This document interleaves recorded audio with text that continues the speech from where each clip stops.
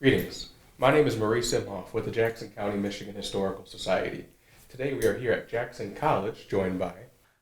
Hi, my name is Jen Fiero. I'm the Library and Information Commons Director at Jackson College.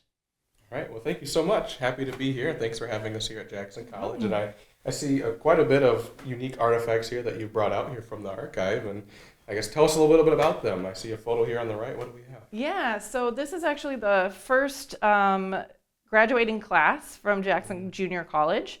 And you can see a lot of very fun 1920s apparel on different folks. And then also it's signed by most of the graduating class members on the back as well. So I have no idea what that is, but somebody got really creative with their handwriting there. But yeah, we have a couple of different copies of this in our archive, but I like that one because it has the signatures on the back of Absolutely. it. Yeah. I think we see that today, sometimes even with T-shirts or yearbooks. And in Yeah. this case, it looks like maybe it was someone's personal copy that they took home. Yes, To a teacher. and then donate it to us. Yeah, that's actually, we had this next artifact. This is actually the announcement of courses in the academic year. And this is from our second operational year. So 1928 is Okay. when Jackson College was founded. So we are approaching our 100th birthday.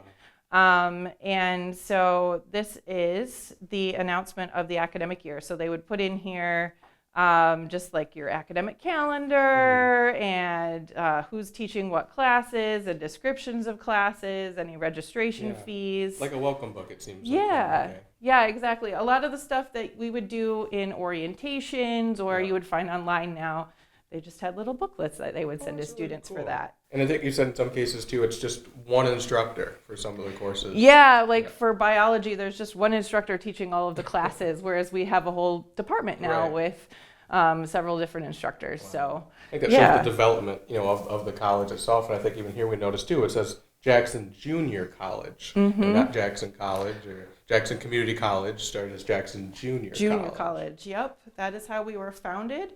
And we stayed a junior college up until 1964. So Quite a bit of time there. And I want to bounce back to this photo for a second there. We were looking at that, and I think one thing that stands out to me and us as historians have kind of noticed is the change in attire that people wore, through college. I think today I'm a college student myself, and sometimes I'll be honest, I show up in sweatpants and a t-shirt. And, Oh, yeah. Here, I mean, they're quite dressed up here. They're ready. They're excited, and I think that's quite a big difference as far as attire, not excitement. I'm still very excited to go to college, Yeah. but in the attire that they're wearing. And we also noticed too, and some may not know, is that it was downtown originally. I think on Wildwood is the first. I believe so. Yes. Around that area, we'll say to be Yep. safe. I believe it was on Wildwood. I could be wrong.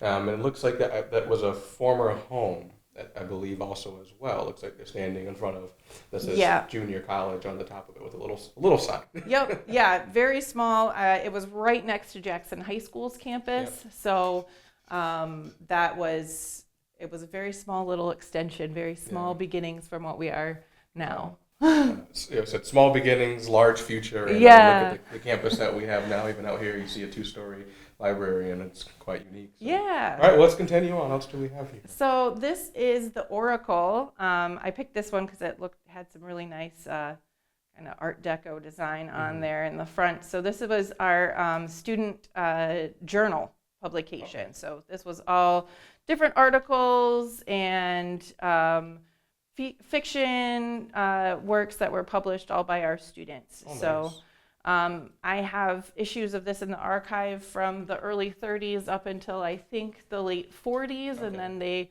transitioned into some other different publications. Okay. So. Well, that's really cool. I think you said this year looks like 1937. It definitely has that look of the 1930s on the design of it too. And really cool. Nice font here. What's cool? I mean, even just in its still early years of the college, that they put together this little magazine. Kind of had ideas, visionaries, putting together unique publications just among the students themselves. And I don't think that's something they have today. That doesn't continue on, does it? We do not have anything like that today. I think we had something as recently as the early to mid 2000s, but kind of died out, I think, especially in print as we moved stuff more online. Okay. Well, very cool. I like that. It's really neat. Yeah. So speaking of buildings and moving, so this is the dedication of John George Hall, which was our first like real true campus, official Jackson Junior College home.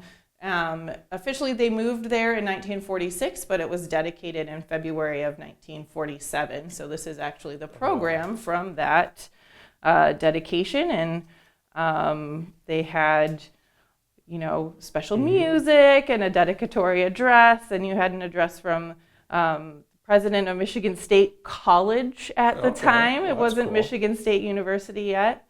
So yeah, really, and actually the introduction of the guest speakers was done by the dean at the time, who was William Atkinson, and that's who our library is named for. Okay. So kind of a unique tie to history there. Yeah. And we see a photo of John George Hall, not John George Home, two very different structures. And John George Hall still stands today over on Wildwood Avenue, but I believe it's a private residence now. I could be wrong on that, but I believe it's a private residence now, and that's, to my knowledge, what it was originally too. And then it was then donated to the college for them to use it as a school. So, but was that their last location before coming down here? Yes. Okay. Yep. They were located here, and then, speaking of coming down here, this is the announcement of when the Wickwire family gave his estate to our junior college, specifically with the idea of establishing a community college. Okay. So that is the land that we're on currently. That the president's house is the former Wickwire estate, and it is still called the Wickwire House. So yeah, this is a copy of the August 1961 issue of the SIT-PAT, and just talking about how the board accepted the bequest of the house, and with the dream to create a larger college here in Michigan, in Jackson. Now that's the definition of a visionary, I think. Just John George Hall, really just talking about being on Wildwood there, a really nice building, but then to say, well, you can have this massive campus, here in the county, to have this community college, and look what it's built into, exactly what I think they envisioned back then, and the year is 1961. Wow. Yep. And then speaking of establishing a community college, so it was quite the controversy to actually move the campus out here from downtown, where, downtown is fairly centrally located. Out here, it's still a little bit of a controversy because it's harder to get out here. We are more rural out here. And so this is about, we ran a whole campaign about why we should establish a community college. We ran a whole bunch of mailers. The first attempt was rejected. And then in 1962 and in 1964, they did finally pass the millage.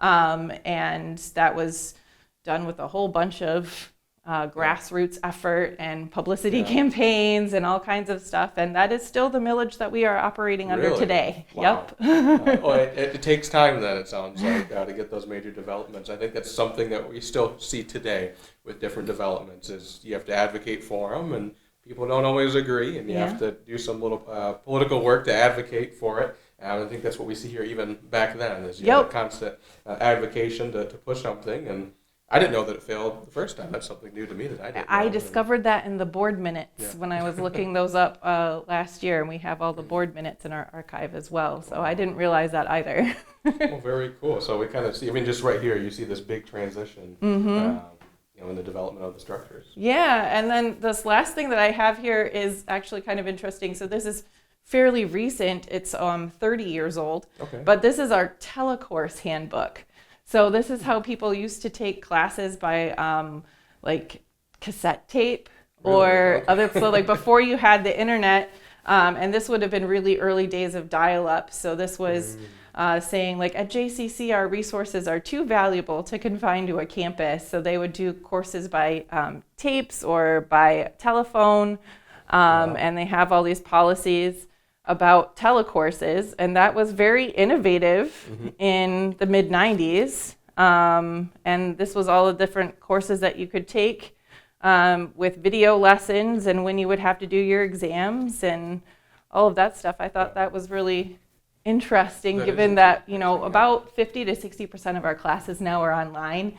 And we think that that's pretty like new, Absolutely, but we've been doing distance education like that for Yeah. 30 years at least. Wow. I just learned, speaking of that, just last summer, my uncle mentioned to me that he took something probably exactly like this when he was in college, and I was quite thrown by it. I was a little confused that they did that at the time, and now I know, because we think, like you said, that especially post-COVID or going into COVID, that things transition to online. How do you teach? How do you educate? But it's actually not something that's new, taking the classroom to your house Yep. necessarily, Yeah. even in college. Yep. The modality has changed, but the concept has been there for quite a while. Before it was telecourses, they did correspondence courses where you'd write letters back and forth. Yeah. That's my bit of trivia. That's from Anne of Green Gables. She took correspondence courses in the early 1900s. Well, that's cool. I mean, even you mentioned in 1995, people might not think that's history, but history is being created every single day, and things that you have now, we've been talking about COVID again, Yeah. that's going to be something significant here in the future, maybe when someone's watching this video later Yeah. on. So Yep. I think that's very cool that you pulled that out. Yeah, I actually still have in my office the calendar from our reference desk the day that we left on March 17th of 2020 when the library closed. So I've kind of kept that for posterity. Absolutely. It Well, I was think just it was like yeah. a weird frozen moment in time. Well, I'm sure it'll find its way into the archive here too, Yup. and be a little piece of a story for someone else later on, maybe. Yeah, yeah. Well, thank you so much for having us. Thank and you. Putting up this array of artifacts here from the Yeah. archive. They're very, very unique. I hope everyone has learned something from them, and definitely come in and visit Jackson College if people can come in. I assume, right? And Oh see the yeah, college, yep. So we are actually open to the public, and our system is the same as Jackson District Libraries. So if you've got a Jackson District Library card, you are more than welcome to come check out our library and any of our materials. Very good. Well, thank you guys so much for joining us, and I hope you'll join us for another one in the future.